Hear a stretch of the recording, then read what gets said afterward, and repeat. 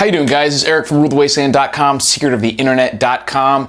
I've got an economics lesson for all you Bernie Sanders voters out there, and that is about the real-world implications of just tax raises and things like that. We have a situation here where there is a billionaire from David Tepper, I believe his name is, from New Jersey. He's actually moving to Florida.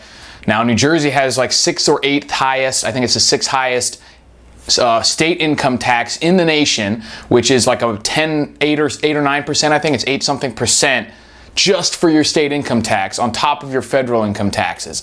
And Florida has 0 state income tax. So this guy is a billionaire. He's worth $10 or $11 billion or something, and now he's moving to Florida, and the state is having to recalculate and rework their entire budget for the state because one person is moving, and they were counting on that revenue. Now, if he has assets, let's say, in $10 to $11 billion range, now that's not necessarily income, but if those assets, even if he were getting a return of only 1%, that's like $100 million because of income every year. Now, they have different ways of shielding their assets so that make it not appear as income and things like that, so it may not even be that much.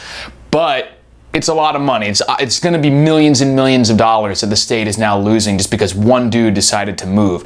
And this is how you have to think of it, because when people think of raising taxes, they think of just increasing their income. But really, you have to think about it as the impact on the person. What are you paying this person to do? What would you do for $100 million? A lot of people would come up with all sorts of crazy, absurd things, but would you kill someone? Would you slap your mama? Would you eat a pile of dog shit or whatever? Certainly, you would move to a different state. Certainly one as nice as Florida. The weather today is so freaking amazing. I just want to ride my motorcycle around naked. Who needs these laws anyway? But anyways, the point is they're literally paying this guy millions of dollars to move. Peter Schiff is the one who posted this on his Facebook page. It's a Business Insider article, link in the description. And it's interesting because he recently moved to Puerto Rico because of the major tax breaks there. So it's not hard to see how tax changes directly affect behavior and affect money. And so all these I've seen a bunch of things saying, how is Bernie Sanders going to pay for all these promises? And they have this chart saying, oh, it's going to be a tax on this equals this much money. This tax on this equals this much money. Adds up to the $20 trillion or whatever he needs to fund all his things. And the math doesn't necessarily not work out for what they're doing. Like if you say a tax that yields $100 million plus a tax that yields $200 million equals $300 million, and that's enough for me to do what I want. The problem is that it doesn't, the taxes, just the fact of creating the taxes changes people's behavior enough to where you won't actually get that money. So as an example, we have the David Tepper situation. So they could have said, look, if we raise our tax to 16% income tax, we're going to make $200 million instead of $100 million from this one guy. But that's not really going to happen, is it? What they'll actually end up doing is making $0. They'll make even less than they did when they had the 8% tax because the guy leaves. But he even left for just the 8%, which I don't blame him. I would do a hell of a lot less, or I'd move for a hell of a lot less than millions and millions of dollars. So if you take the example of like a bar that's charging a cover, a $5 cover, let's say, and 100 people come in on any given night, and so they get $500 out just off the cover, and say they're using that to pay the live band or whatever, and the band says, you know, this isn't enough. Bands deserve more, and everyone says, yeah, everyone thinks that bands deserve more money. You can't live off $500 for an entire band. So they say, look, 100 people are coming in.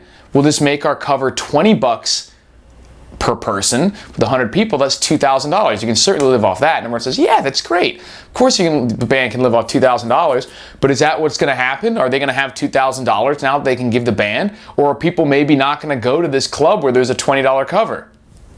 I leave that for you to decide, but the evidence is right in front of your face. With the David Tepper situation, we had the same thing come up in France a year or two ago with Gerard Depardieu when he was threatening to leave over there, increasing their marginal tax rate to something absurd like 75%.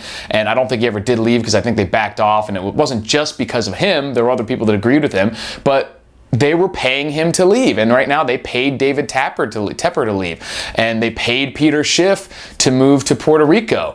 And if Bernie Sanders raises taxes on all these things, they're going to pay people not to do those things. That's how you have to think about it.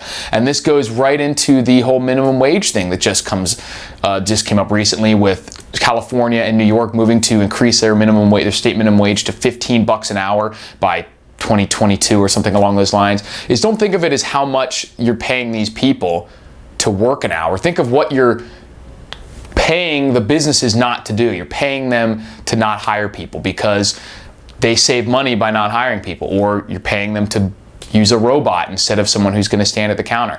So this is all about incentives. Human behavior is all about incentives, and people don't realize that. They don't realize it is not about what you would like to happen. It's not about even what you what should happen. It's about what does happen. So this is just one blaring, super obvious example of that. People tend to do what you pay them to do, and when you're paying them to leave or to not work or to work less or to not hire people, that's what's going to happen. Check out rulthewasteland.com, secretoftheinternet.com. Talk to you later.